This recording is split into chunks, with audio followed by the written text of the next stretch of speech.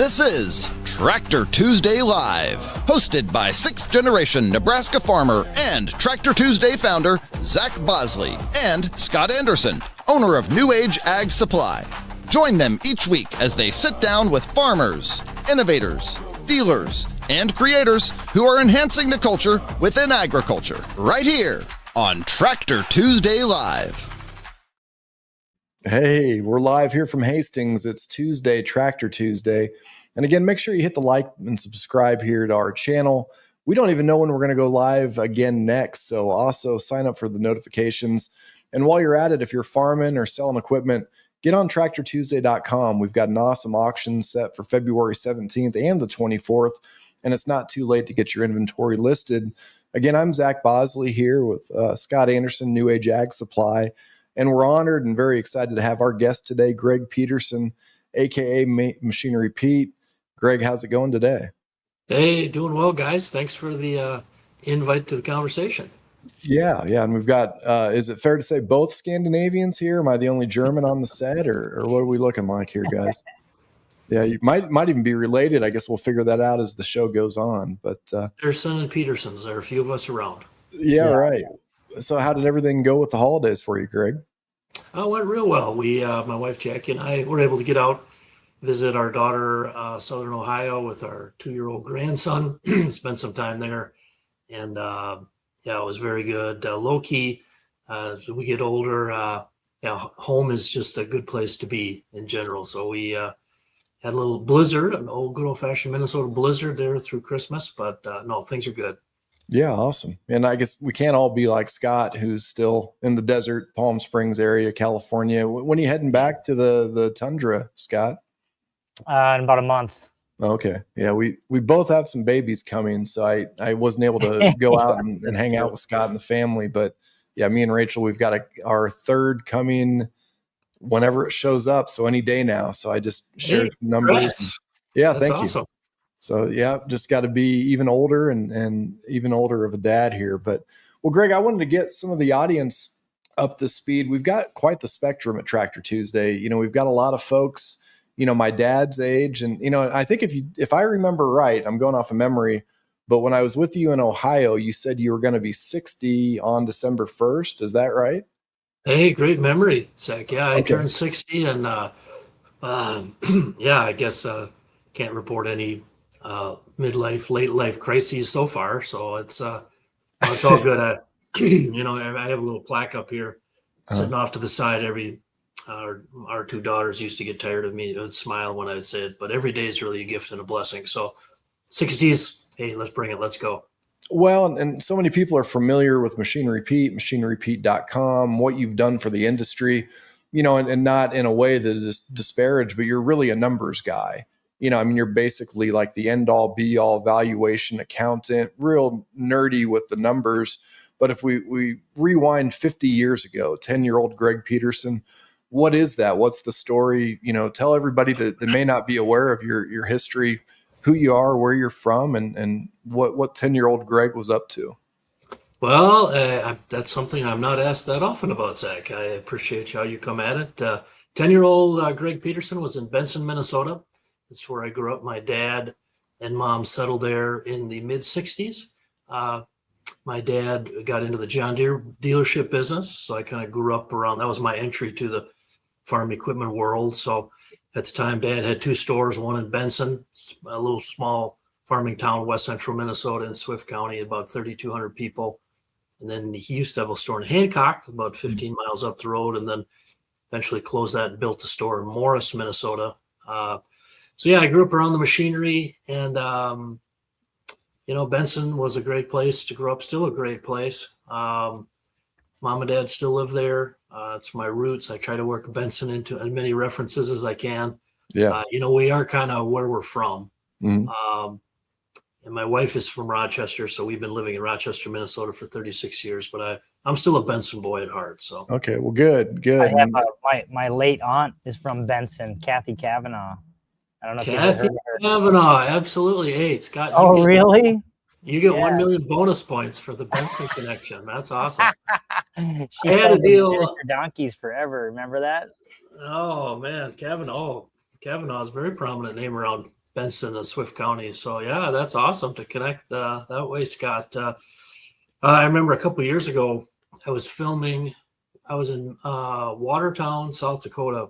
We were filming something for our TV show, and it was a kind of a Pioneer Days type thing. And it was a guy doing a blacksmith demonstration. And I was particularly interested because my great grandfather was a blacksmith in a little town of Tolly, North Dakota, way up, I think, northwest of Williston. And he left the blacksmith shop to become a John Deere dealer in 1920, which was my family's entry into the farm equipment business. But as I was watching this blacksmith demonstration, I got visiting with the guy. I think he was the mayor of it. I think it was, I don't know if it was Edmore, North Dakota, somewhere up in North Dakota. But we talked for quite a while. And then I finally asked him about the anvil sitting right there. I said, "Where'd you get that anvil?" If people follow me on social, they know I like to post auction prices of anvils. Yeah. And he said, "Well, you know, I actually bought that anvil 25 years ago off an estate sale in Benson, Minnesota." And I just went, "Oh, what?" And he said that the anvil actually had roots to a family that came to farm and homestead in Benson in the 1860s. So here's a chunk of iron or chunk of metal, this anvil, that was literally came to Benson 100 years before I was born. Yeah. And here I am staring at it. So the connection of man and machine and equipment has always been kind of fun for me. Yeah, that's a great one. Yeah. And it's so interesting just to hear some of the origin stories here and, you know, and what all you were up to with the family, with the dealership. Were you kind of hands-on as a kid? Could they keep you out of the store, or were you more so just interested in sports at that age? I was a really quiet kid, really shy. I think my high school classmates still chuckle when we get together. They're like, how did you wind up going around speaking all the place and doing TV stuff? But no, I was into sports heavy. I was played basketball and golf. Those were my dad's two favorite sports. So when you're a little kid, you just want to be like your dad. Mm-hmm. And so on the basketball front, I could shoot pretty good, 6'3", but I only weighed like 165 pounds. So I was our center for our high school basketball team. And so all I had going for me was sharp elbows. Okay. I couldn't jump. If you left me open, it was 2 points. There was no 3-point line back then, but I loved basketball, but I've been playing golf since I was 5 years old. Our father played college golf for the Minnesota Gophers in the late 50s for a legendary coach, Les Bolstead. At the time. And so we just wanted to be like Dad. So we lived on the edge of the golf course in Benson, Minnesota, which, you know, a lot of small towns, it's hit or miss what you have for a local golf course. But in Benson, we had a fantastic golf course. So we had sort of free reign. And that's where my two younger brothers and I kind of grew up. Just throw the clubs on over your shoulder and off you go. Yeah. Yeah. And I have a major problem with golf. I'm so bad. And I'm so competitive. It's just, it's the one thing I conceded in life is golf. And usually, I mean, we play table tennis. You do anything you want to do, I'm winning. It's just the way it's going to be, Greg. But problem is I stepped on a golf course and the first time I ever tried to keep track of my ball. And I think the good thing is this is after I broke my back. So my expectations were low, but I shot a 137 and I just accepted that, you know, this isn't for me. And it's unfortunate. I'd love to get out there. I'm a great guy to maybe chip one in or, you know, make a putt on a scramble type of a deal, but it's such a demanding sport. And it's shocking. It's with your hand-eye coordination, playing college football, Zach, I have no doubt. The only thing with golf you need is just some time and your scores would evaporate. They would drop so quickly. It's a very frustrating game. But that's kind of what I love about it. It's, as being a shy kid growing up, one of the things I loved about golf, and I love the teamwork aspect of, you know, basketball in particular, making the right play, the right pass. But golf is all you, and there's no excuses. So when you get done and you've, you know, back in the old days when they had scorecards and you fill that out, that scorecard said everything. And you didn't have to say, it didn't matter. Well, I got a bad bounce. I had this, or that wasn't fair. It didn't matter. It's just, what did you shoot? Yeah. I like that brutal honesty, which has correlations to, you know, I think on the auction side, when I compile all these prices, you strip out all the emotion, and it's just like, what did it sell for? I sort of like the simplicity of, and golf is, it's been just a game of a lifetime. I love that you can be 90 years old and enjoy playing, and you can be 5 years old, and it's been a big part of my life, a lot of fun. Yeah, no, and I had no idea, and I've been following you for years, Greg. And then I think you had a post on social media, and it was talking about somebody else that may have came from your neck of the woods or had a similar coach that had some success at the PGA level. And then the real big mic drop moment was what you've qualified for. And if you just want to talk a little bit about how it progressed beyond high school into college and when things really got serious with your golfing story.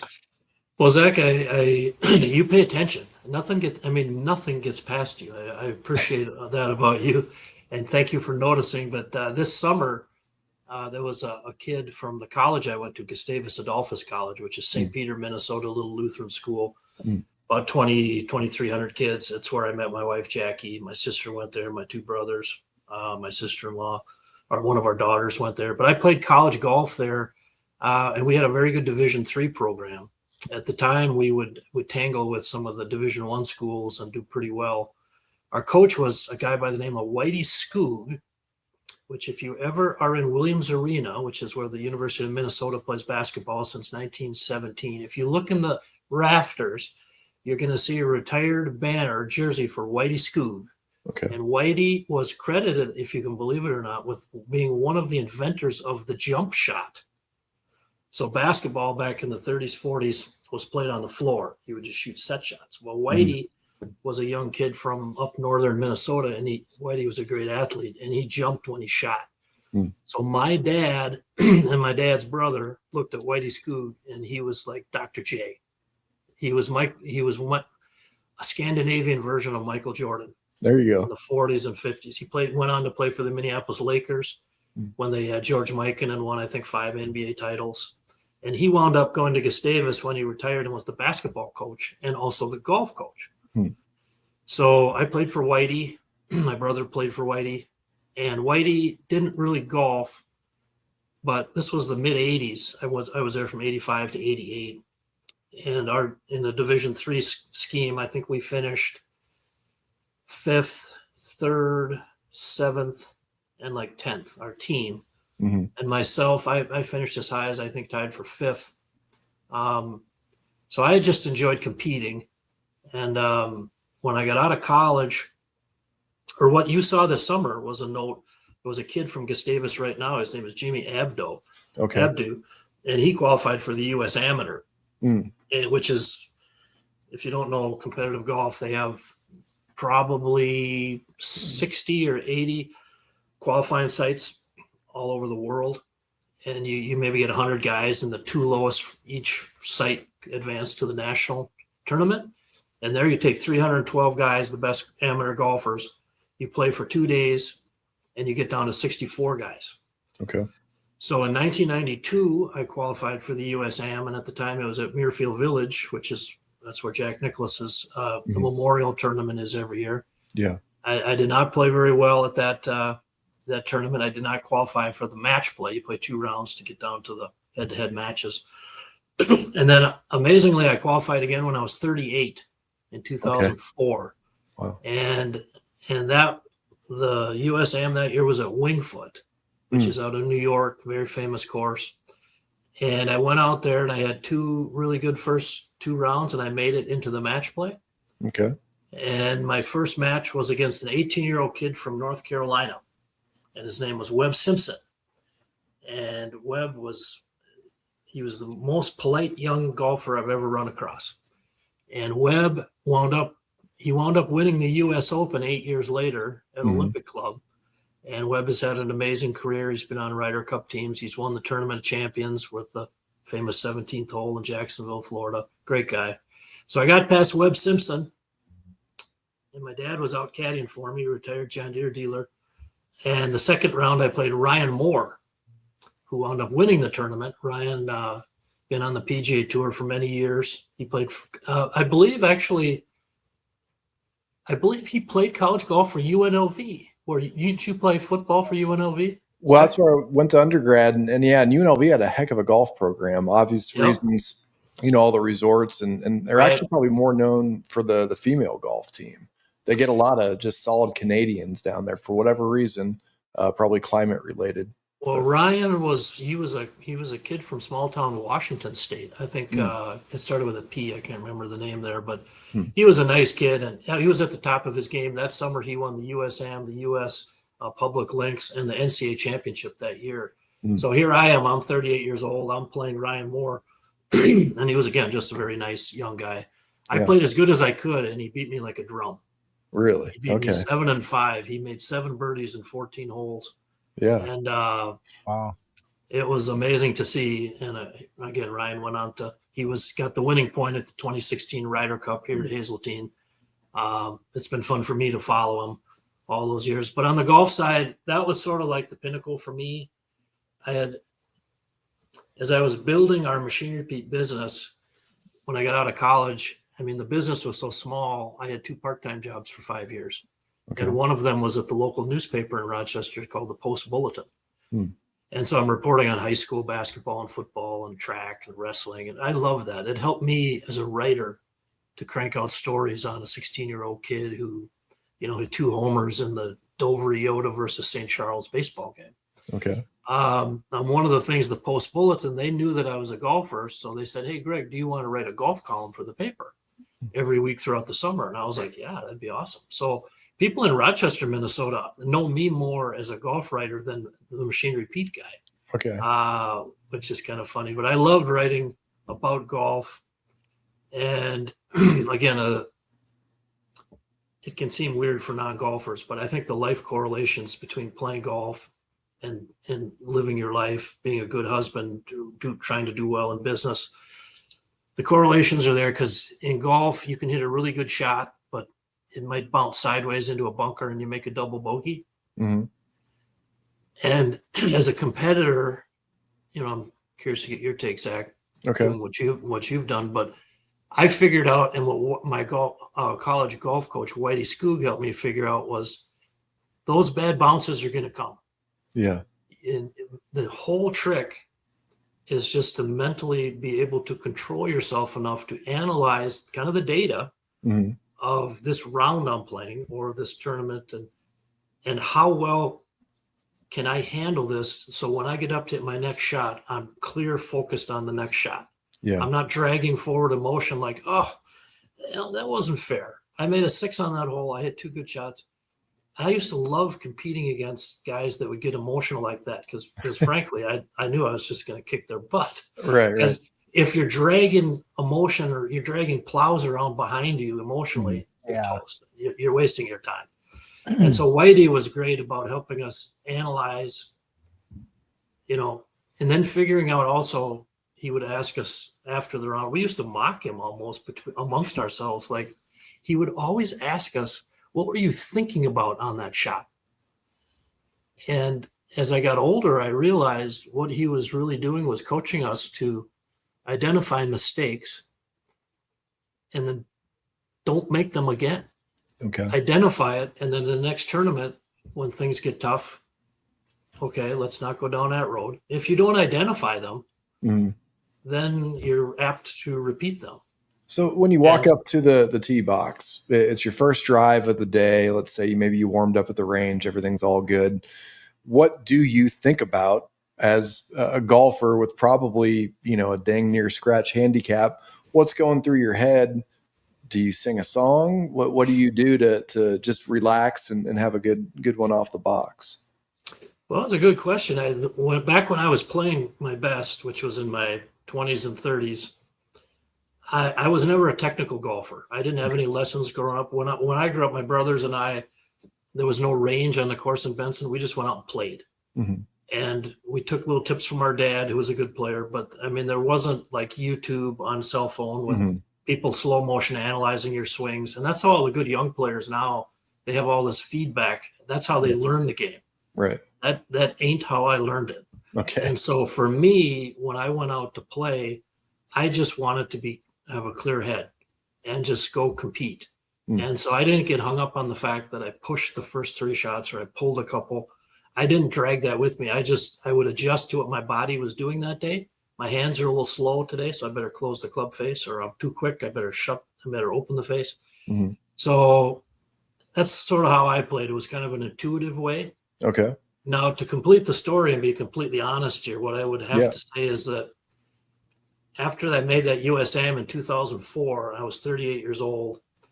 And at the time, our two daughters were 13 and 11. And that was right about the time, to be honest, Zach, I started to like, holy cow, our two girls are going to college here in a few years.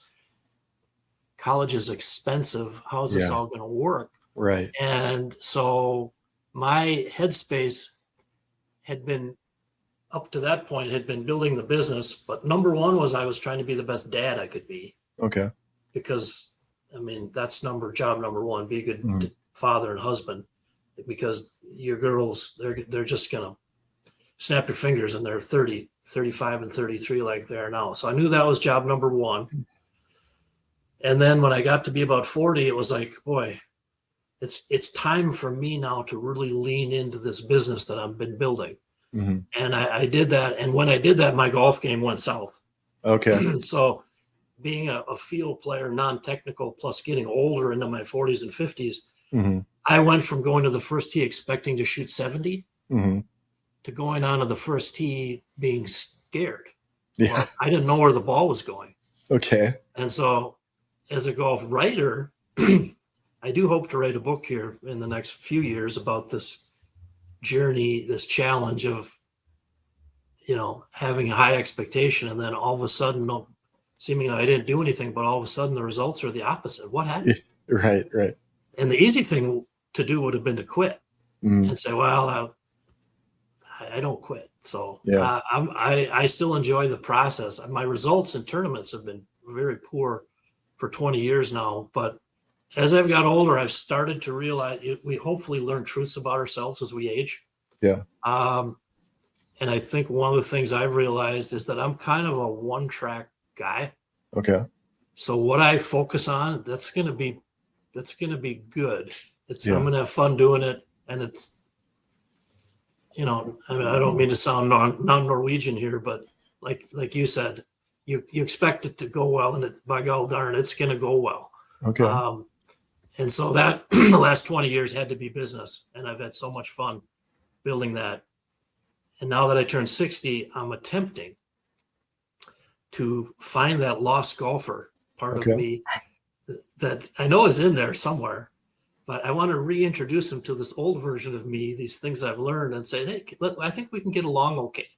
Let's just have some fun and go try it. So my biggest challenge the last few years playing golf, when I step on the first tee, has been to clear my mind. Okay. Because I'm thinking about the 5 social posts I got to do and those 2 auctions, and these prices are coming in, and I just talked to this dealer, and it's all wonderful. Love it. Yeah. But it's almost like a digital cleanse. I have to I leave my phone in my truck, and I just try to have the mindset, let's go out and play.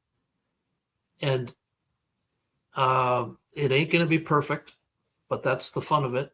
And let's just enjoy the process. And the greatest thing I love about golf, guys, is just we live in an increasingly impersonal world. But when I go play golf with my buddies here in Rochester, it's so fun to go, hey, Scott, how you doing, man? You have a good week? How are the kids doing? And then that you have 3 hours or 4 hours when you're playing 18 holes to talk to people and to listen. Yeah. That I really, really enjoy that part about golf. So it's been a winding journey, but I'm excited for what's to come. And I'm extremely ignorant, Greg, because at what age are you eligible to go from the senior tee boxes? Well, senior golf tournament cycle at the national scale is 50. Oh, really? Wow. Interesting side story there. That's all due to Arnold Palmer. Because when Arnold turned 50, I believe it was 1980 or 81. Okay. The USGA, which is the United States Golf Association, changed that you had to be 55 before that. Okay. They so wanted and needed Arnold Palmer to be in the U.S. Senior Open, they changed the rules for Arnold. Okay. Well, by the way, Arnold Palmer was the speaker when I was at the USAM at Wingfoot in 2004. We have a dinner the night before, and Arnold Palmer came in to talk. And it was so interesting. I was sitting next to Tom Lehman's brother from Minnesota, very good golfer, Jim Lehman. And Arnold, we were sort of hoping he would tell war stories about, winning the Masters and the US Open and stuff. But what he talked about that night was decorum. Okay. And Arnold Palmer got up and went on a tirade about guys not taking their hats off when they come inside to a restaurant, and how disrespectful that was. Yeah. Now, Arnold was, an older guy at the time, but we had to certainly enjoyed his perspective on things. But so basically, at the state level here in Minnesota, it's 55. Okay. And I just turned 60, so the last 5 years, I was hopeful when I turned 55, my golf game would magically come back. But to this point, I'm a 4 handicap now. Okay. And I hate that. I do not like any part about that. I want to be what I used to be, but it is what it is. I can either quit or I can enjoy the struggle to grind that game back down again. So now with your era, do guys still wear the glove when they putt, or do you take it off like young kids, or what's the fashion move? Well, when I was a kid, Jack Nicklaus kept it on. Right. So and my dad kept it on when he putted. Okay. So we wanted to be like dad, but most guys take the glove off. I'm trying not to be a cranky old guy here, but some things about modern golf I don't like. One is the clothes, the fashion. Okay. I don't like tight fitting clothes. Okay. The Euro cut, I hate it. Right. That's why I wear a hoodie every day. Okay.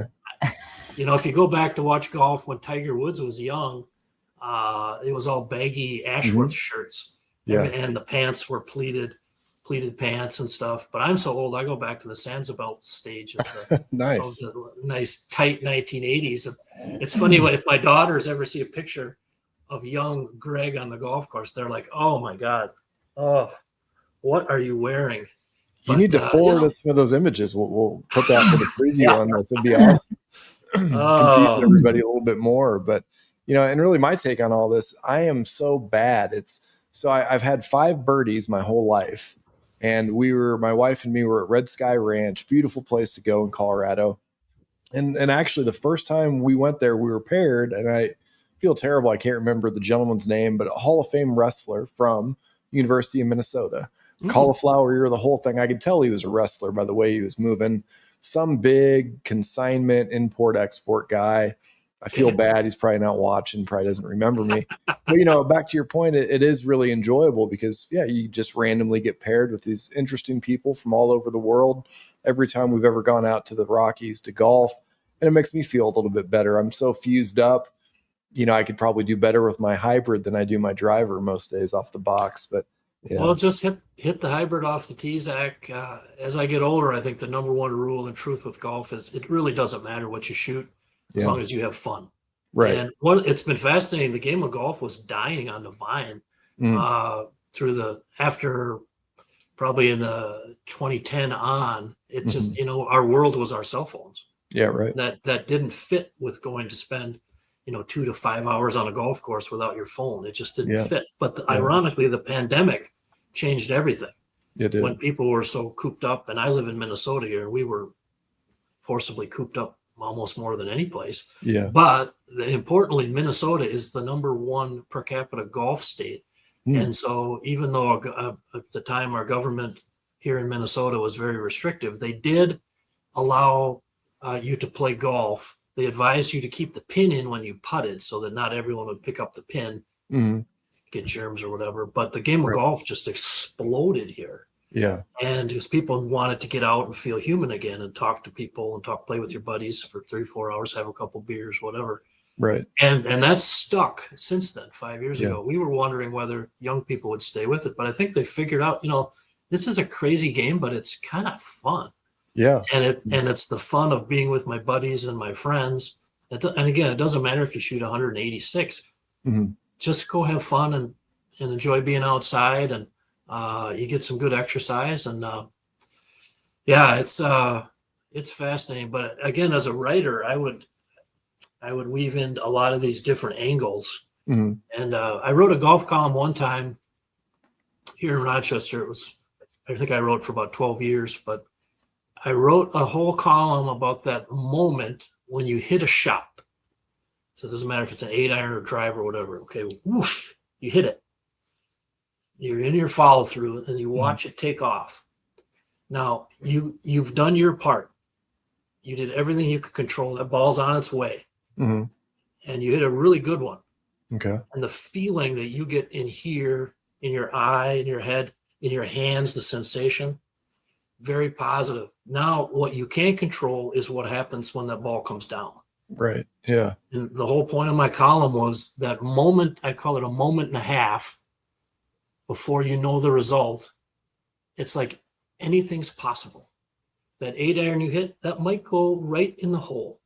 That might be the hole-in-one you've been waiting for your whole life. Now, it might be a perfect shot and plug in the front bunker. You might make a triple. But that's the fun of it, is those moments in every round where you hit a shot just right. And then as it's coming down, what's going to happen? That to me is the allure of the game right there. Well, and for me, it's just like basketball or anything else I've ever been a part of. It's just I play better with better people, and I get paired with better people when I go on these little adventures. And I mean, I'm lucky to get one full round in a year, and it's really my back kind of gives out at about hole 12 or 13. But my first 3 birdies were all chip in. I never had putted one in for a birdie. And honestly, my very first birdie probably shouldn't count. I was out of bounds by about 4 inches or so, but I chipped it in from about 60 yards. And that's the problem with golf.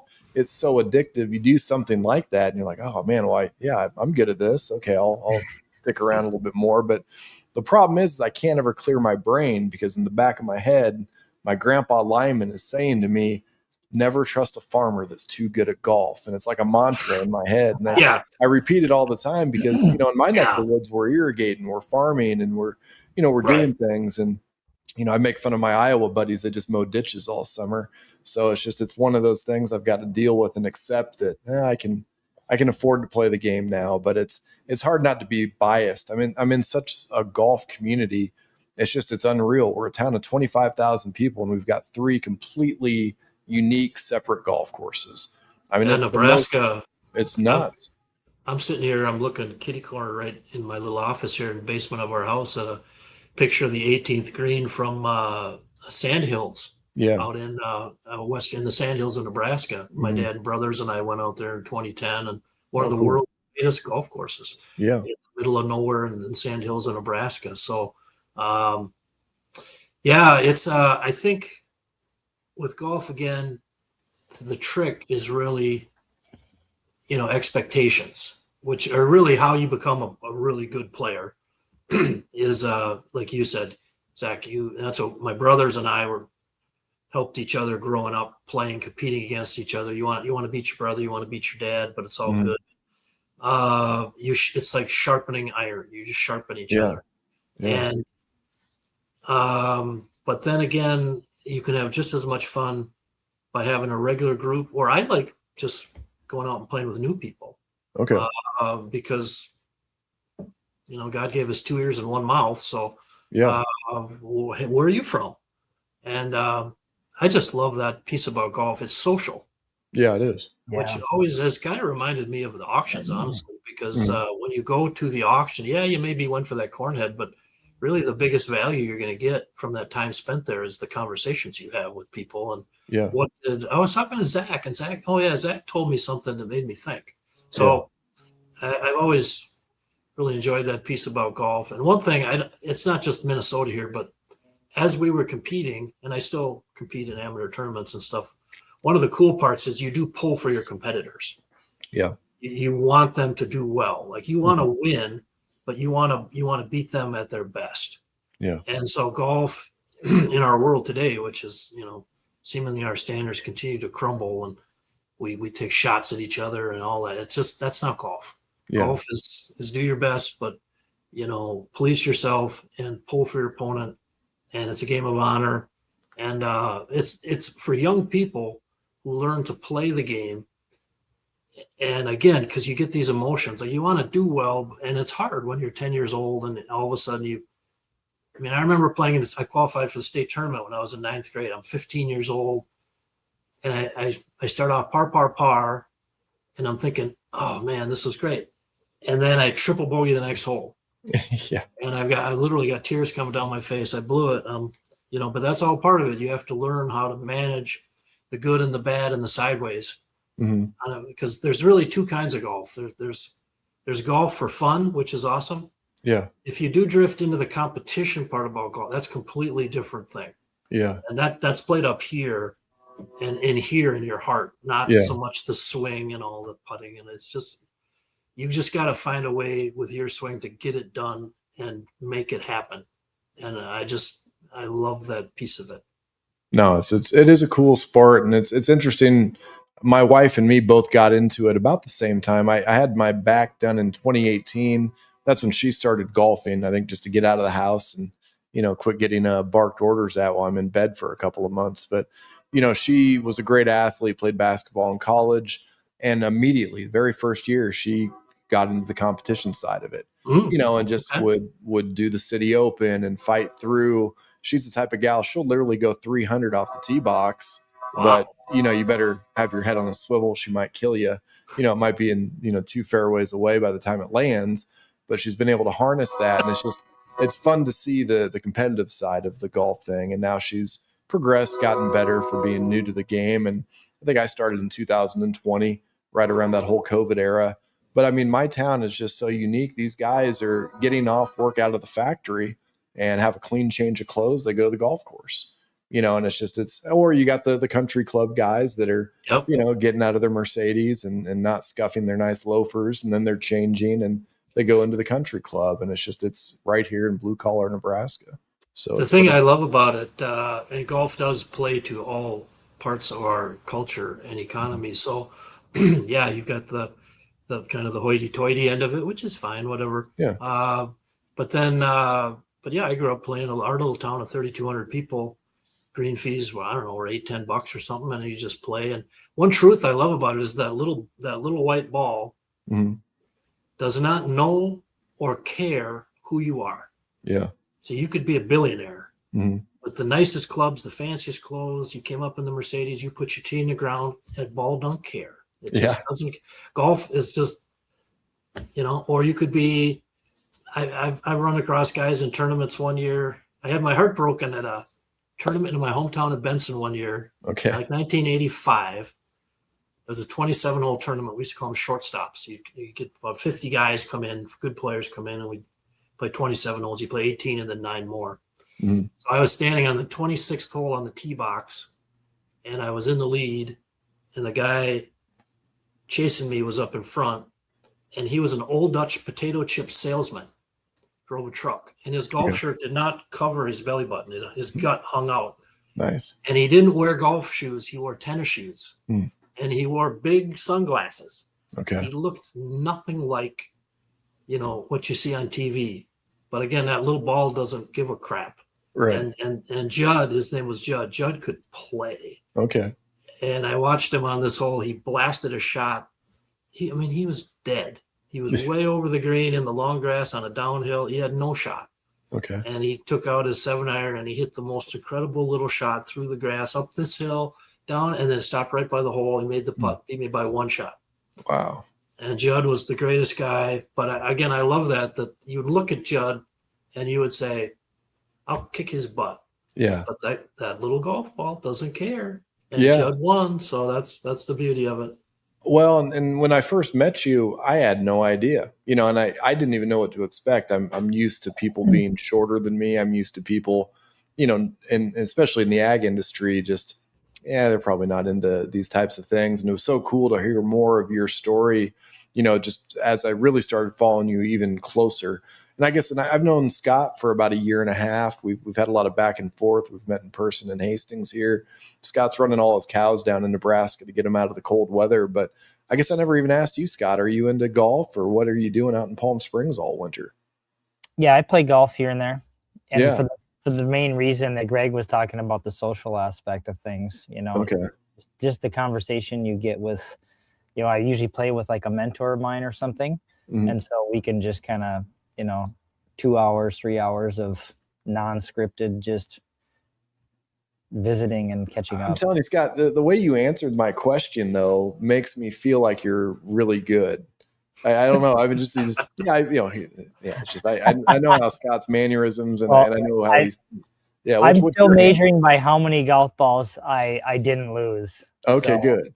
Well, if good. Then you I can lose golf with less me. than a box, I'm having a pretty good day on the golf course. Okay, good. We'll have to give you some of those wholesale Tractor Tuesday golf balls. Hey, I have an idea here, guys. Maybe you two guys can help me with it. And frankly, I'm kind of amazed this idea has never occurred to me before. But like we're talking about, I've been playing golf my whole life, Mhm. and now building the Machine Repeat brand and our whole thing all these years.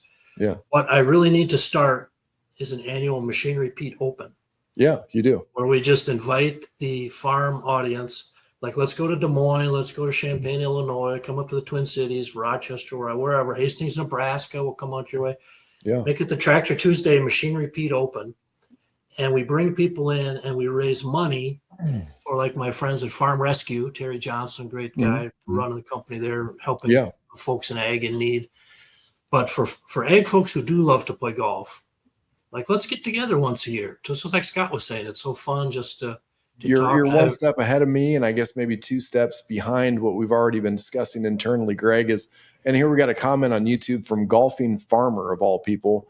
This guy's always commenting on stuff, but thanks for tuning in, Golfing Farmer. He says, your golfing career is truly impressive. You've played some magnificent courses. He followed it up. He's ready to sign up for the Machine Repeat Open here, apparently. But so this is what we've been talking about is our great now nonprofit evolved from the NIL space from farm athletes into now being its own 501c3.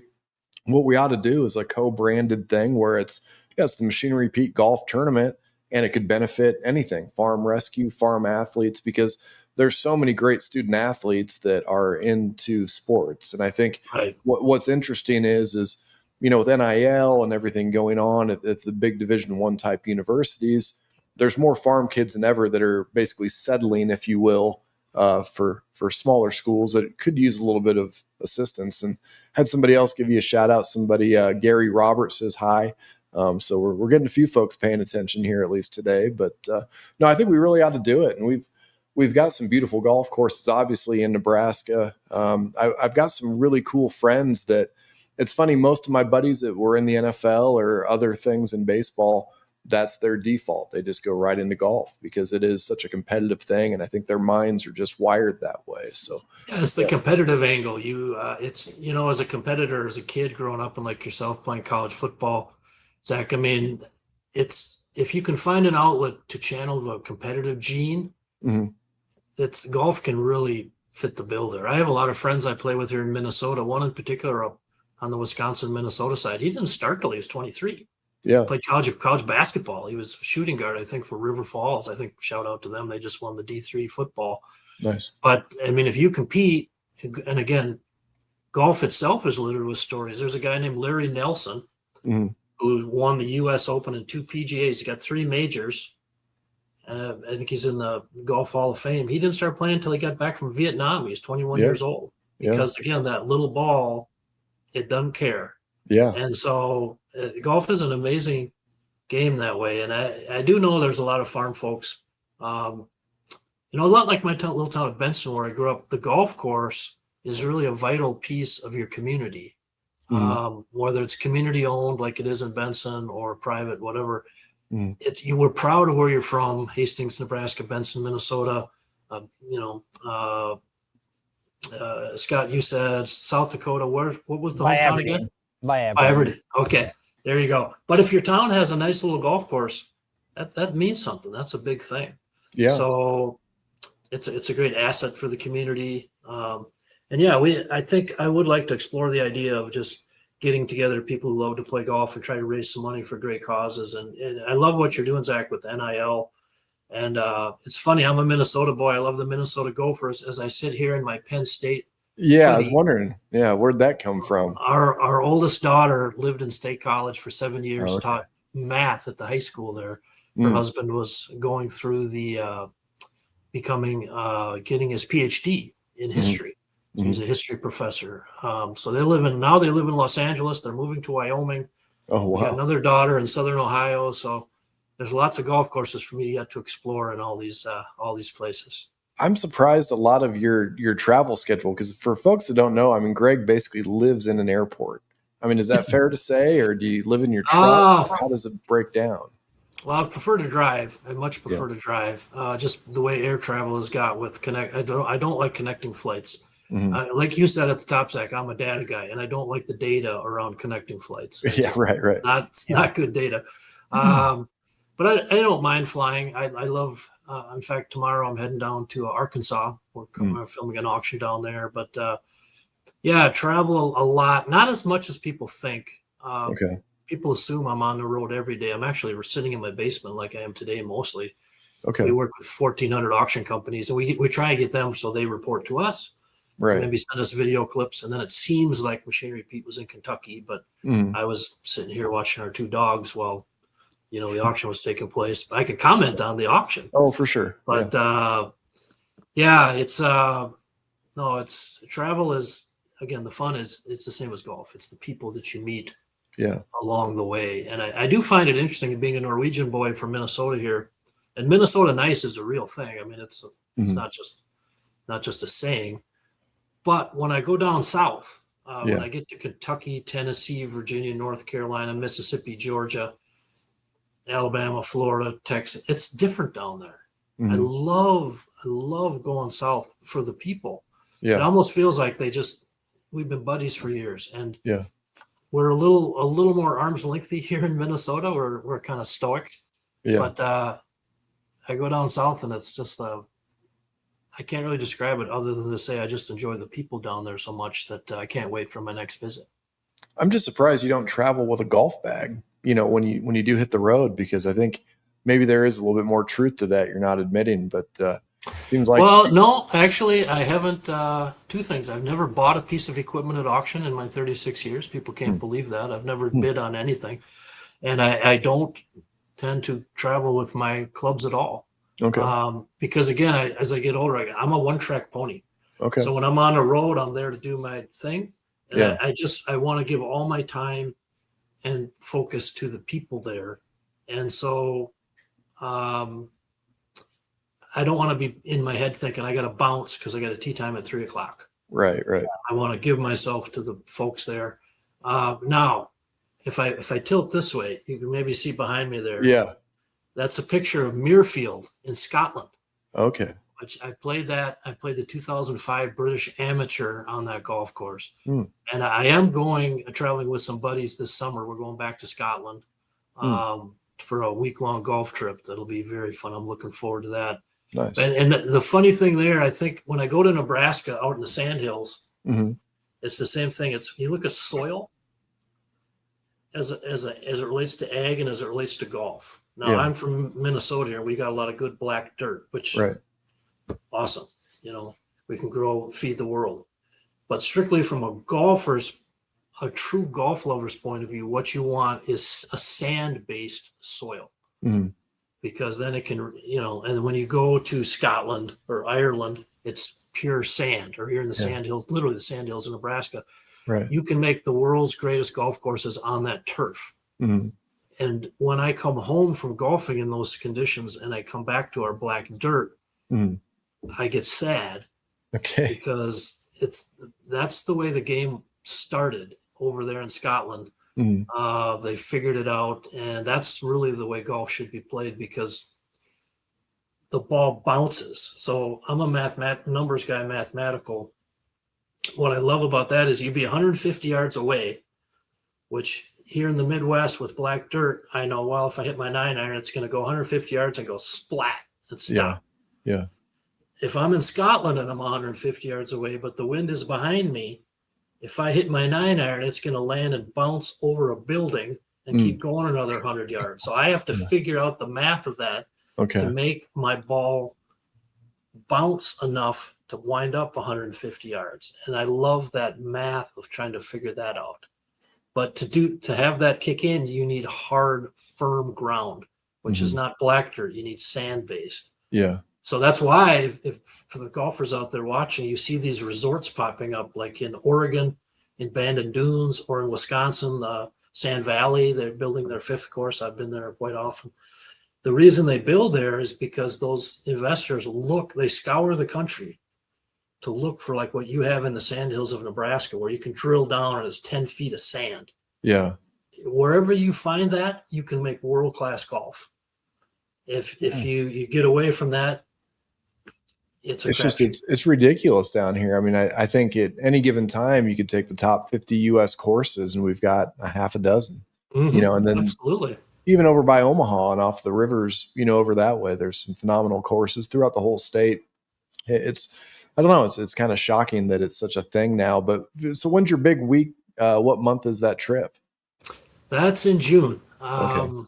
I'll still be working when I'm over there, keeping up tabs on stuff, but Yeah. I'll be enjoying my golf brain 7-8 days on the sandy soil of Scotland. And Okay. as fun as the golf is over there, the more fun is to finish your round. And golf over there, it's different than here. Like you described in Hastings, you've got 3 or 4 courses there, and they all kind of have their own level. Yeah. When you go to Scotland, everyone's on the same level. You could literally be a billionaire or the poorest guy and gal in town. Yeah. But if you love golf, you're equal. You're absolutely equal. So you play your round, you'll go in to have your pint of Guinness or whatever, and it doesn't matter who you are. They all golf is in their soul and their DNA. Yeah. So being around the people that think that way and live that way for a golfer is kind of heaven. So Yeah. It's a lot like hunting. It's a lot like hunting. Yeah, there you go. Yes. Well, I was fishing there for you, Greg, because when we were talking about with this farm athletes tournament was doing something in June, because July down here gets pretty muggy. It's pretty, it can be a real nightmare. So maybe keep that in the back of your mind. Let's try to pin a Saturday on the calendar. We've got some really good friends at Tractor Tuesday that own a golf course here in Hastings. It's not my country club, but I'm just there to maybe get supper once a month or something and make my minimum. But my wife gets all the use out of our membership, so it's not really me. I've got the opposite situation. Usually it's everybody looking for an excuse to tell their wives so they can go golf. With me, it's the opposite. My wife's trying to find babysitters so she can go golf.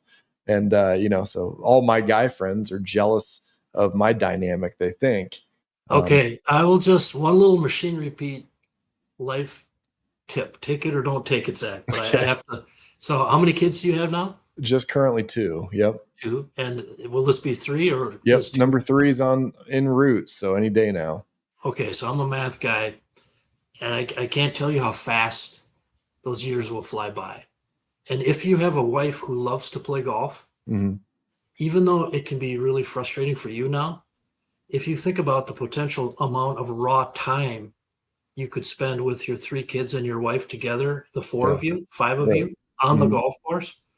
That's how I grew up with my 2 brothers and my dad. We 3 times a week, we'd go play 18 holes. Yeah, that's awesome. Now I'm 60, my dad's 88, my brothers are younger, but will always be a piece of us, all that raw time we spent together just playing. We're trying to shoot low, but the togetherness is something that golf offers that really nothing else. I mean, hunting, fishing. Yeah. But if your wife loves golf, you're actually sitting on an opportunity there to have incredible time with your kids. I know you're right, and there's a lot of good truth there. The sad thing is everybody wants to be like their dad, but my kids are not going to want to be like their horrible golfing dad. So I might lose some dad points. We've got cool pictures of me doing other things, but if that's the memory they remember. Oh, so you're giving up too easy. If you play D1 college football, I'm just guaranteeing you, even with your fuse back, if you just had a few rounds to devote to golf, your scores would drop astronomically. And particularly watching your wife hit it 300 yards, your scores would just evaporate. So not trying to be an old guy, tell you what to do, but that's what I've been telling everybody here locally. I'm setting myself up to be the best senior golfer in Hastings. And I've got a really good friend. He was best man at my wedding, big dude like us, 6'5", 6'6", and he self-taught himself how to play golf in his early 20s. The Big City Open, it was some sort of qualifying event at our course for something with this amateur stuff. Again, it's a different language. It's like talking about extend flex beams to some kid from California. But it's just, so all these kids from the University of Nebraska, Omaha, Lincoln, Creighton, all brought their number 1 or number 2 golfers to the City Open in Hastings. And here's my buddy Mike Sabata self-taught golf guy, literally. And sorry, Mike, but cigarette hanging from his mouth, getting a beer here or there. And he's in the top group on the final day. And, and it's amazing to see that, you can be damn near a professional or just a self-taught guy and play the game. Here, I got another question from off my Case IH. Greg, are you going to play? Okay, here we go. Now it's big. The old course in St. Andrews. It's a great course and place. Oh, great question. We have 1 day in our 8 days we've left open. They have what they call a lottery system. Okay. There's basically different ways you can attack a trip to Ireland or Scotland to golf. And we're working with a tour guide that has access to tee times on some of the top courses we want to play.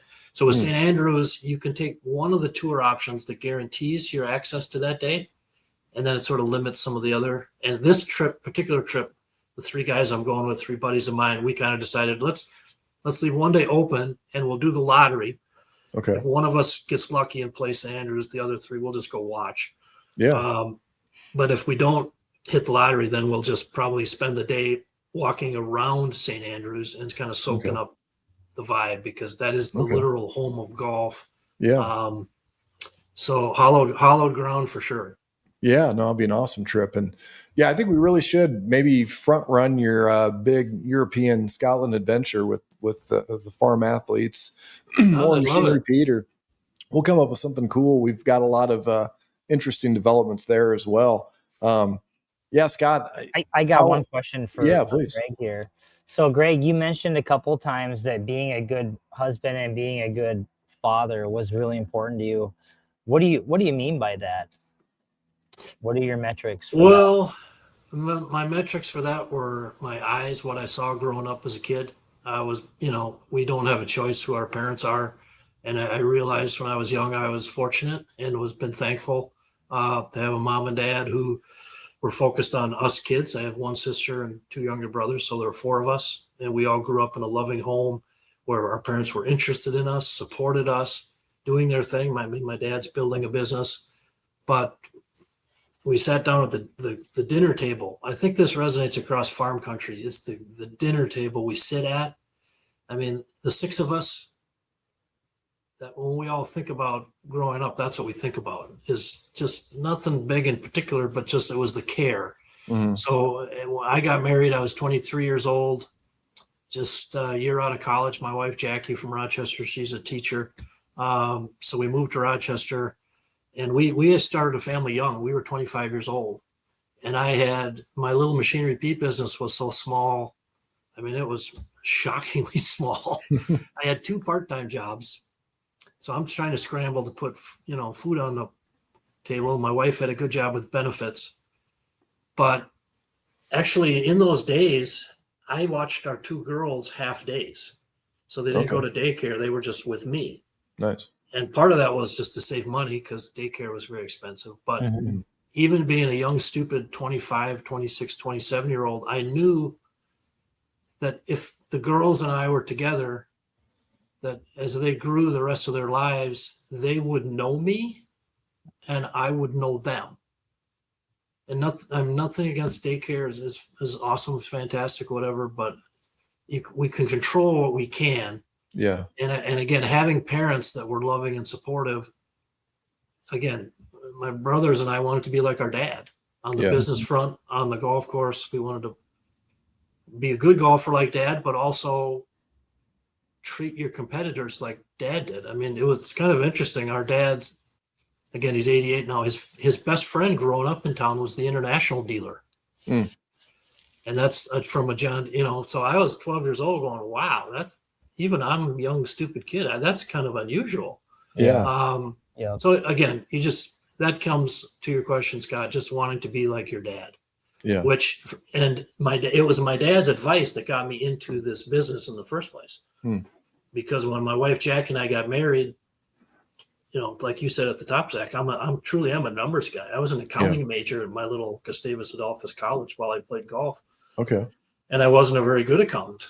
I was more worried about golfing back then. But when we got married and moved to Rochester, Jackie got a teaching job and I was looking for work. Okay. for about 1 month. And that was when Okay. my dad back in Benson called me up and he said, "Hey, why don't you come home? I got to show you something." Yeah. And that was the auction price book that a banker Mhm. 30 miles down the road had started. And so the point being, listen to your parents. Yeah. They know you, Mhm. and they know things. They've been through things. So when I talk to young farm groups, when it comes to, hey, Machinery Pete, what advice do you have? It ain't very complicated. Mhm. One friend, it's like, listen to your parents and your grandparents, Okay. and don't just passively listen to them. Engage them, because they come from a different generation Yeah. where you didn't just run around blabbing your mouth saying how things are. Yeah. Yeah. They kept it in here. That's how they were taught, Right. right or wrong. So one of the things when I would blog over the years on Thanksgiving, right, but the week before Thanksgiving, I'd always tell young farmers, take these things we all carry around now Mhm. and get your grandpa talking Yeah. about, doesn't matter what. Grandpa, what was Yeah. it like when you started golfing or started farming? What's your favorite tractor? Because now that's data, that's video data that has the voice Yeah.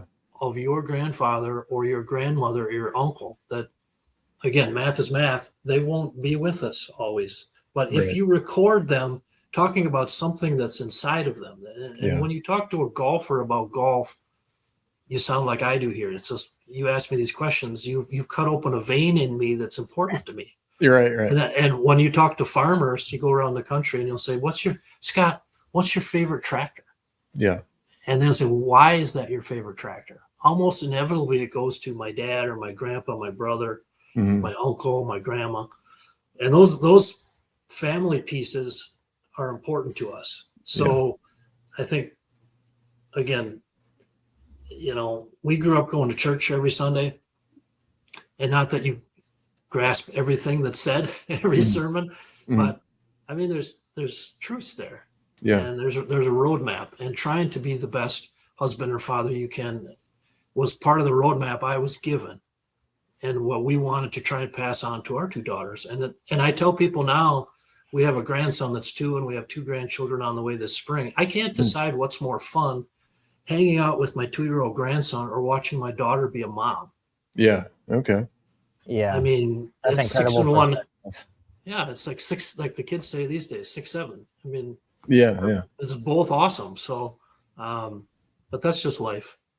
And Yeah. It's just it's a whole different complex, and just even process it all sometimes it's a little bit much. I don't know. I think there's so much potential for so many people, and I think the new rule of Christmas or Thanksgiving should be no cell phones in the house, or put them in a lockbox like yeah, you're going to some party, because there's just so many missed interactions anymore with this younger generation, and they're around these elders that really have some awesome things to say, but it's just scroll and brain rot, right in their hands. And I think there's a lot of that that's just shaping what we're doing. And that's the cool thing about you and your brand. It is data driven. So there's a way that you can try to find these metrics, look within the numbers to find a way to reach out and really have something compelling that means a little bit more to the average. But I don't know, it's just a lot to figure out. And I think what I need to do is I need to get my putting green in the Tractor Tuesday headquarters.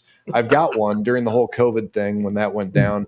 Can't remember the brand, but I got a good 15-foot long putting green. And the only, well, it's the first step. putting is putting is I my little town in Benson. So again, our house was right off the golf course. So we didn't have a range, Mm-hmm. and we didn't have any teachers. So what I did as a kid is, and I was, I was kind of I was very shy. So I was just into my own little world, but I spent so much time on the putting green and chipping. Okay. That's what I practice. Okay. And if you talk about competitive golf, playing tournament golf, the whole trick, it's not learning how to hit a 300-yard drive. Mhm. That ain't it. The whole trick is when your ball gets up around the green, Yeah. you have to just chip it right by the hole and make it, like, every time. Yeah. That's how you get good at golf. It's not Okay. the other stuff. If you hit a bad chip and then 3-putt, you just turned a 4 into a 6. Yeah. And the math part about golf is that Mm. it's simple. I gotta make a 4. I have Yeah. to make a 4 here. I can't make a 6.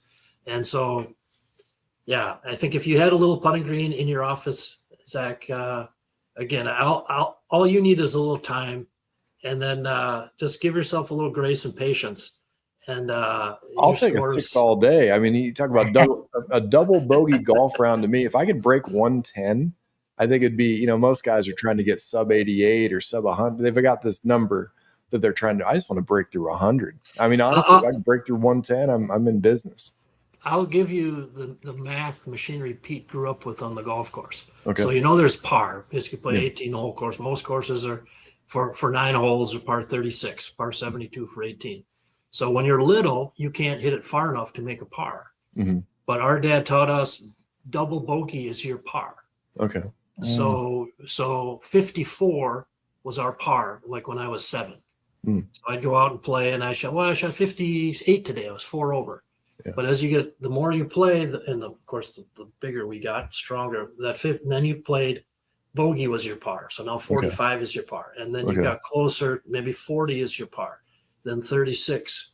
So again, that's all about expectation and data. And so if you started, Zach, it's like, hey, if you're making 6s, that's awesome. What you would find is that you would turn those 6s into 5s pretty fast. And then your 5s, you'd start turning those into a few 4s. And again, your scores would just evaporate. The good thing is somehow I just don't embarrass myself out there. It's like, yeah, I'm with these guys that are like a +1 handicap, and I'm not slowing anybody down. So somehow the golf gods are on my side. As long as you play quickly, that's all that matters. If you play slow, then if you shoot 68 and play slow, nobody wants to play with you. Right. Yeah. If you shoot 98 but play fast, it's like, hey, let's go play. Yeah, and that's been my only advantage for my horrible golf game. And I don't know. I'd like to know the truth about Scott. He's he's such a modest guy talking about, oh, how many balls I lose. Yeah, and then probably shooting like a 5 or 6 handicap is what I'm guessing. Maybe a 12. Scott, what do you have it boiled down? How long have you actually been golfing? I don't even know how to calculate the handicap. Oh yeah, here we go. Yeah, I see guys like this sandbagging. But that's good. You're playing. That's the thing, Scott. You don't have to get tied up in handicaps. Just go play with your friends, play with new people, enjoy being outside, get some exercise, hit a few good shots, and come back and do it again. Hey, real quick, guys, we've got another question, kind of unrelated, but if you want to pop this up on the screen here, we got. Sorry to get off the golf topic, but does Greg foresee 26 being a buyer's market, a seller's market, or a mixed bag? Well, 26. Assuming machinery, I'm guessing. But. Yes, 26. I think is going to be a continuation what we saw play out in 25, which was frankly something that I've never seen in my 36 and a half years tracking this stuff every day. Yeah, there's been ups and downs. There always will be. And every time in the past that I would see auction pricing noticeably rise, that always correlated to good conditions for new equipment sales. Yeah. And right now that is not the case. We're seeing auction prices going up, and you look at the AEM numbers on new equipment sales, tractors, combat, it ain't happening. Yeah. So what's been happening, it's been kind of fascinating, but I think the price of new has got so high coming off of those increases we saw coming out of the pandemic in 21, 2, 3. I used to figure about a 4% annual increase in the price of new equipment. And I mean, 4% now would be like laughable, right? Yeah, it was 25, 30% more. Mm-hmm. And those prices, they got up that high and they haven't come down. Yeah. And they won't come down because what have manufacturers done? They've closed plants and laid people off. Right. Yes. So they're protecting the price point, which shareholders like, whatever, corporate America. It used to be corporate America was like a 3-legged stool where you were concerned with the shareholder, yes, very important, but also your customer and your employees. That's not so much the case these days, unfortunately, not to be a grouchy old gray-haired guy. But again, I think what's happened is that farmers have had to stretch the life of their used equipment.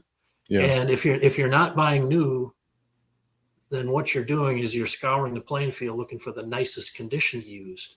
Yeah. And that's why we saw it started the third week of 25. We started to see auction prices solidify. Mm-hmm. They dropped like a rock in 24 because dealers were trying to get ahead of it, and they were smashing record levels of 0, 1, 2, 3-year-old stuff to auction to get rid of it because they were paying 8% interest sitting on their lot. Right. But again, 25 auction prices solidified. And the other interesting piece, curious to get your guys' take, but I'm starting to hear and feel a lot of farmers collectively sort of, as this stretched out period of nonprofits has been around, like, we got pretty heavy equipment wise. We had a lot of equipment on the farm. How much equipment did my dad have when he was my age? Yeah. He didn't have this much. And, a lot of that, right or wrong, over the last, since 2002, since the Bush tax cuts, has been for tax purposes. Yeah. Nobody likes to pay taxes. Farmers get clobbered every angle. Right. But does that make it right? Because our dad would scream every November and December, the auction prices would go straight up. And that was because farmers looking for a last minute deduction. Now, I've got a video I got to post from my accountant who passed away last year. He was the greatest guy. Harlan Bisbee was his name, Stacyville, Iowa. Harlan, when I would go down for my annual tax visit, and I don't farm, but we would talk about, he would always say, "Hey, Greg, what's happening with used values?"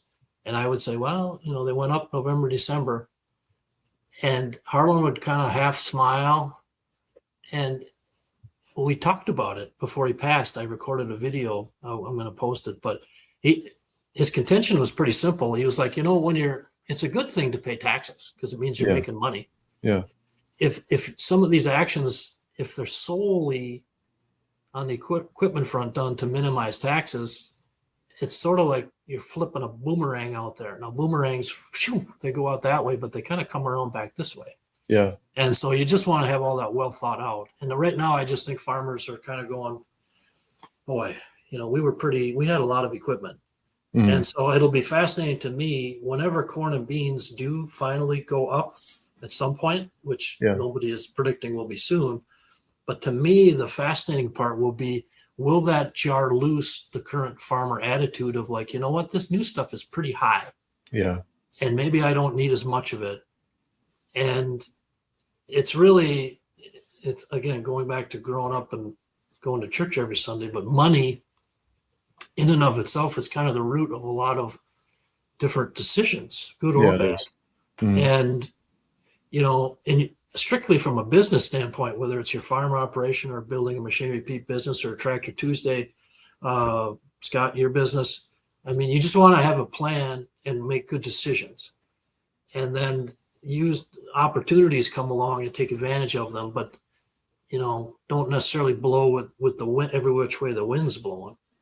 And so I'll just be fascinated to see. But I think 2026, it's going to get interesting because the supply of used is starting to shrink.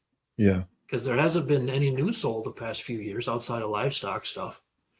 So if you go forward another 1 or 2 years, in the past in your farming career, what your dad or grandpa said was that every downturn, you are always in the driver's seat. Well, dealers always have too much used sitting on their lot. You can get a deal. Yeah. In 2024, we saw 150% increase in dealers auctioning off 0 to 3-year-old equipment. Yeah. So they just got ahead of it. And that bubble ain't there anymore. Right. So I think that's the scary piece for me. I think whenever corn and beans do go up again, what we're going to be looking at is a replay of 2021 when there was money and farmers like, oh, I need a new planter. So you go to your dealer and they're like, well, we got an allotment. We got 8.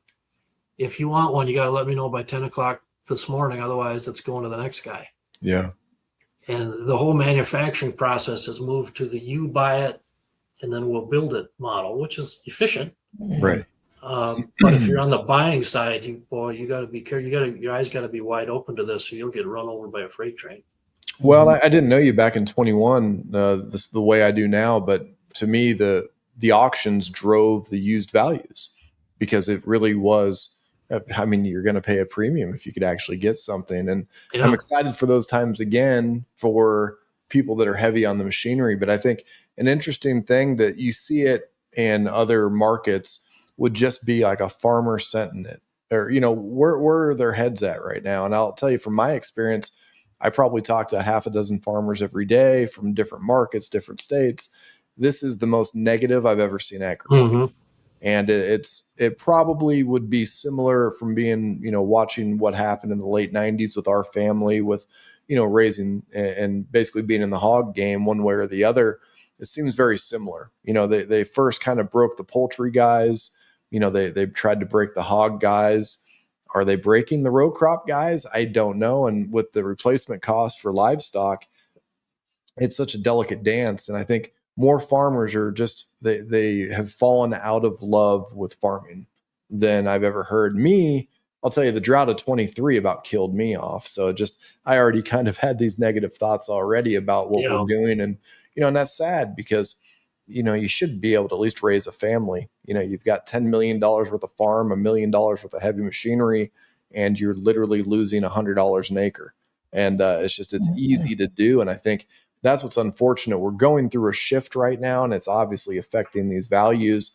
There's more guys that are willing to admit, well, maybe my banker's been right the past decade. I really can't afford to own a combine anymore.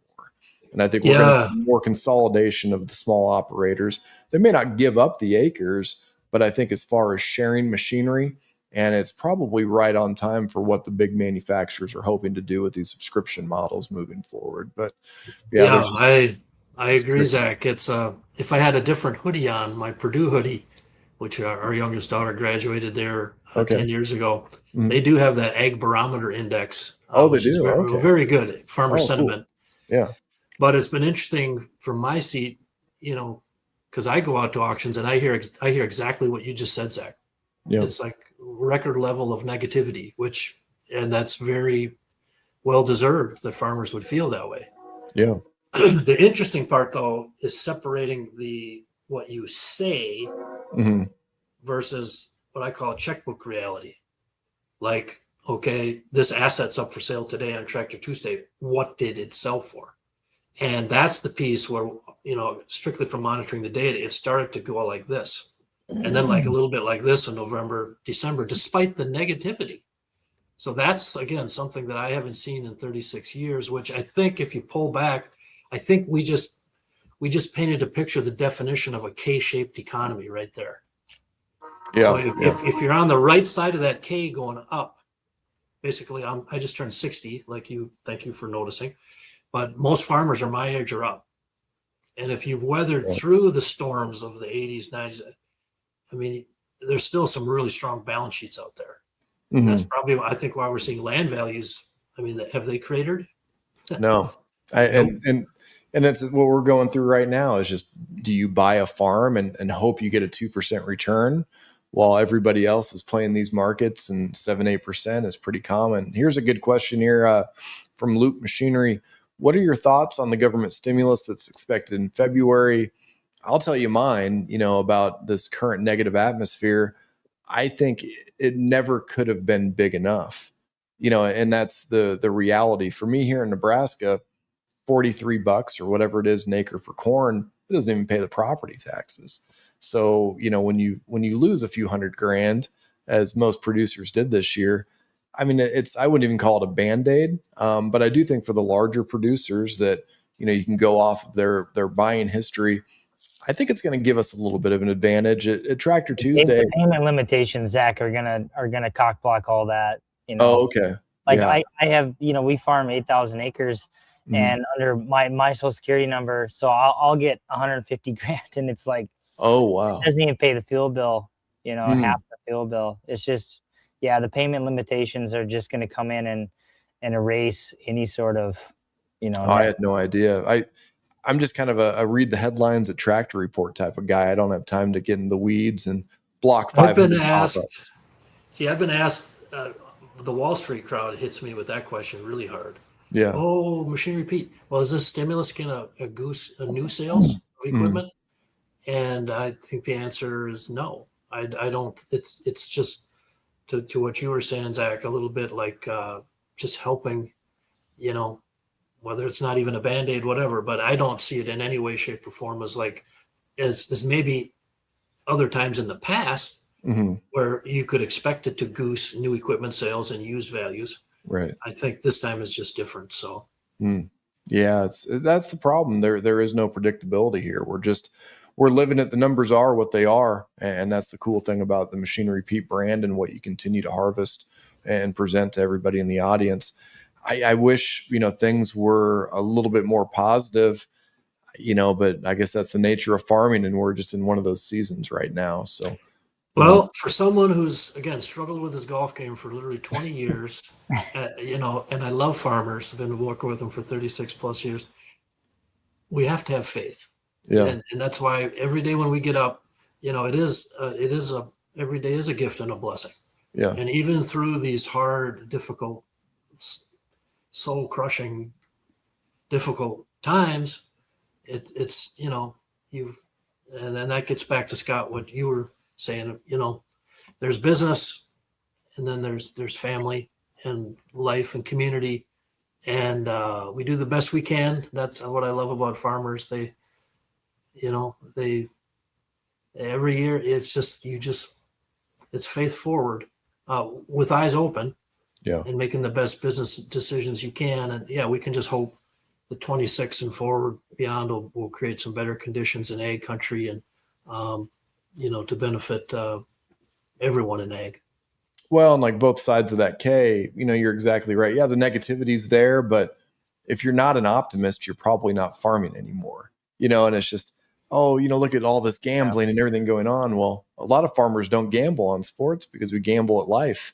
And Right. that's really all we're doing here. We're basically Right. professional gamblers that have found a way to the banker to take our phone call somehow. One more data point that Yeah. does jive with what you were saying earlier, Zach, about into this negativity. One of the things I track is the raw volume of auctions. Yeah. So now the latest data I have was through October. Mm. And in 2025, the number of machinery auctions was up 15%. Mm. And I haven't tabulated through the end of the year yet. I'm guessing it's going to be pushing, if not 220, really close. Mm. And in 25, this was driven by farmers stopping the equity drain, Yeah. slash the pressure. If you're a younger farmer, the lending pressure. Mhm.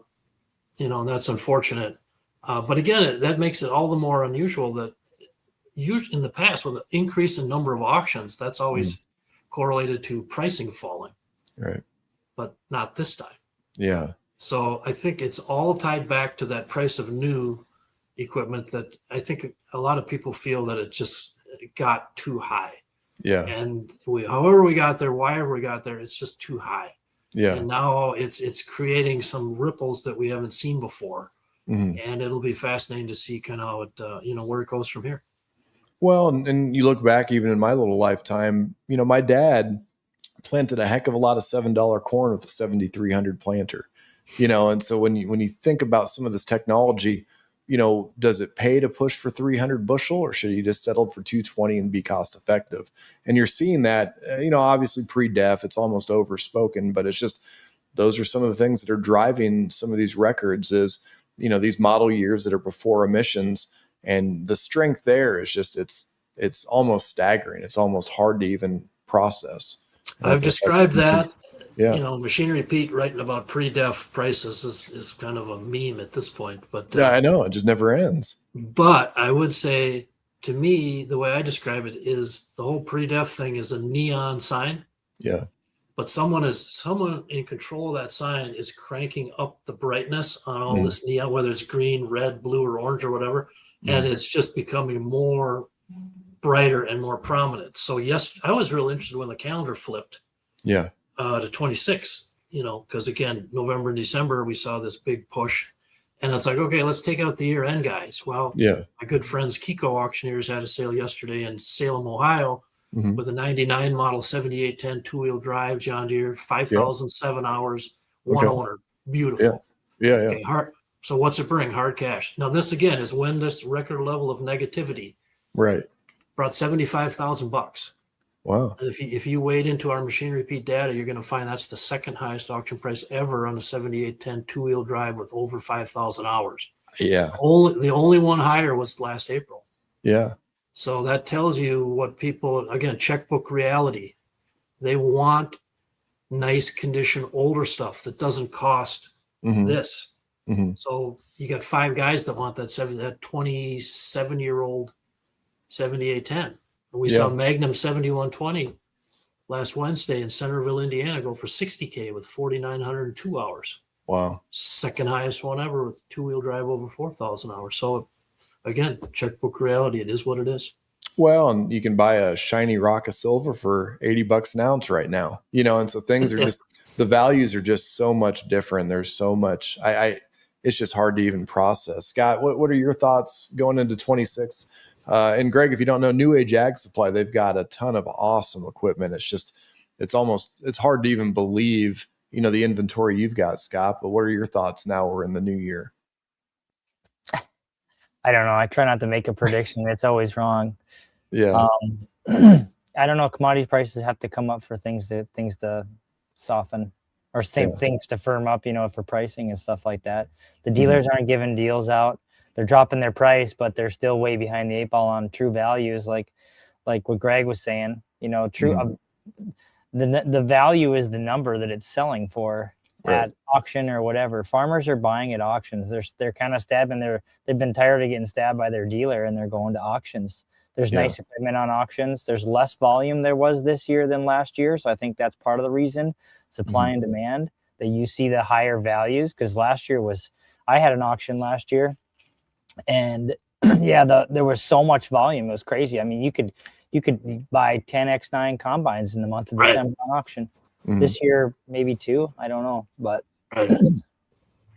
yeah, it's just it's going to be interesting. I think we're excited to see. I guess thankfully so far what we've got slated. I keep looking over at my other screens here, but we've got probably the nicest 4440 you've ever seen. Legacy inspection. We've got a 2-wheel drive 7630. It's just all within that theme here of what some of these people want. Well, and that's really where we're at. And I'm looking forward. We do have a couple dealership inventory reductions in February that I think it's the right type of equipment. And these dealerships know what they're doing. It's a lot of off-brand trade-in, things that don't necessarily fit in with their service area, that they're looking to get that natural coverage, nationwide at least. And that's what folks are looking for. And there's so many great tools out there. There's so much great data. I guess we'll see how it all plays out and just hope for the best for the farmers. I mean, machinery sales, aside here, we're dealing with great people. I think a lot of what you could say on today's conversation is just the power of conversation and being able to have these types of experiences, live your life, do things and enjoy it a little bit, because, when it's all said and done, does any of this really matter? And it's just, and it's fun that we can focus and have that all there. But at Tractor Tuesday, we're just trying to do the right thing for the people we care about the most. And those are the farmers and the folks working on our equipment. And I think that's really the perspective. And we were just hoping things would, get into the new year. Maybe a few new trade deals would arise and things would be a little bit more optimistic for farmers. But here we are again. And it's like, gosh, March 1st is creeping up quick. And I know a lot of the local banking groups here, they're a little bit leery. Are guys going to get renewed? And I think in my opinion, what we're going to see is more March auctions than we've ever seen that should have been auctioned in February. Because I think, as myself as a farmer, I'm a procrastinator too. And if my banker says, hey, you got to clean up your balance sheet, I'm going to get it sold on retail. Well, you're probably not. And then when that doesn't happen, then, well, gosh, I guess the banker was right. We're going to go to auction. So hopefully they look for that low cost solution. Yeah, they play with Tractor Tuesday or not. We've got a lot of great ones out there. Popping it up one more time before we get it wrapped. But February 17th is shaping up. It's going to be a fun date. I think there'll be a lot of cool inventory. There'll be 3 baby Bosleys here in Hastings at that point. So we'll see. But back to one more thing.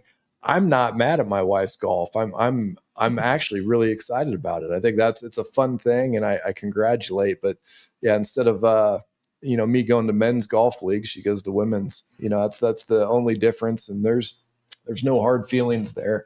I don't know how I'm going to handle 3 babies though at the house. Our oldest is 3, and I guess I'll only be changing 1 diaper. We've got the other 2 potty trained, thankfully. So. I'll just tell you, Zach, it's what people, if interacting at auctions all these years, I ask, you get visiting with people, how many kids you have, and when I find folks like yourself that have a number of little ones, I remember what those days were like.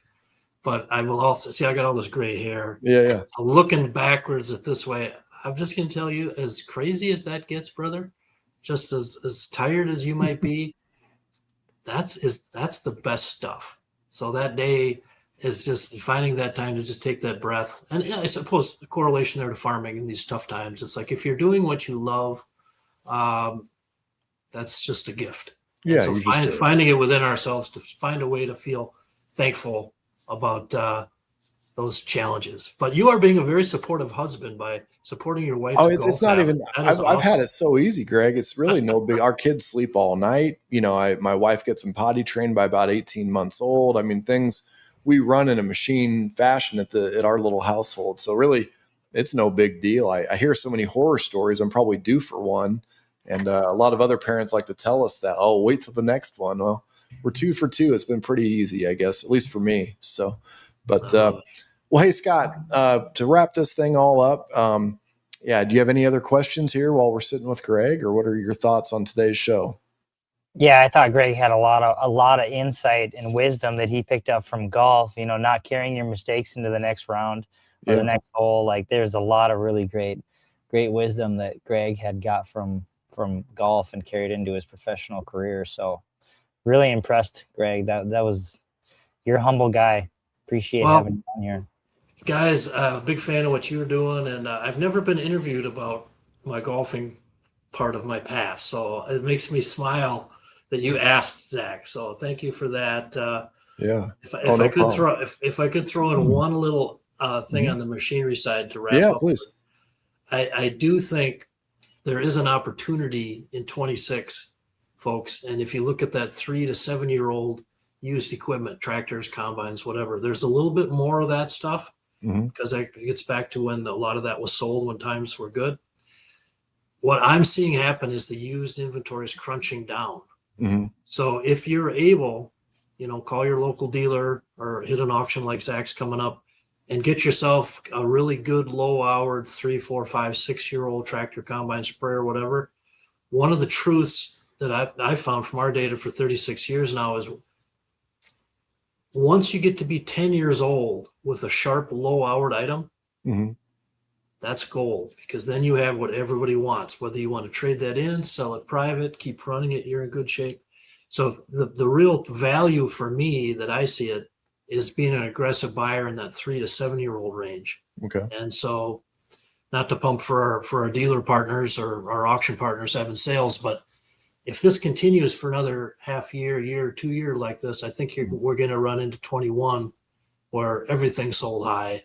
Yeah. And if you wanted to buy new, it was a lottery. So that's looming down the road. It's just a question of when. So, yeah.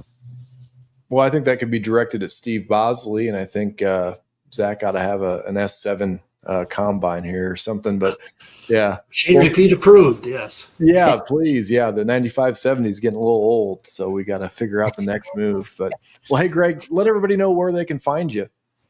Yeah, just hit our website, folks, machinerypete.com. Just a huge thank you for all your support all these years, helping me along. I didn't train for any of this, but it's been so much fun. Our TV show airs on weekends on like 65 stations around the country. And now that I think of it, actually, if we pull this golf thing together, we should bring our cameras and do a special episode of the TV show about farmer golf. Maybe in Hastings, Nebraska should be the kickoff. And then find whether it's your NIL, great cause you have there, tractor rescue, whatever. But a golf episode of Machinery Pete TV might be kind of fun. I think we could maybe even get, somebody like Larry the Cable Guy interested. We've got a few other interesting folks that love the game of golf that are in this neck of the woods that might support a good cause. And just like everything else, if it's very cliche, but if you build it, I really think they'd come. I think we could get a lot of really fun people. So yeah, start looking at that calendar, Greg, and let me know in June. I think that's kind of the target. If we could just get past Memorial Weekend, we could maybe get something on our radar here. Let's we'll compare notes and see what we can put together, brother.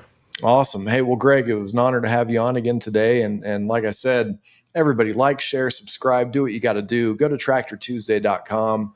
We're the no-cost solution for all things that you need. You'll find it at Tractor Tuesday. For Scott Anderson, I'm Zach Bosley. Greg, Machinery Pete Peterson, thanks again, sir. I appreciate your time. And signing off, We'll catch you next time, maybe on a Tuesday.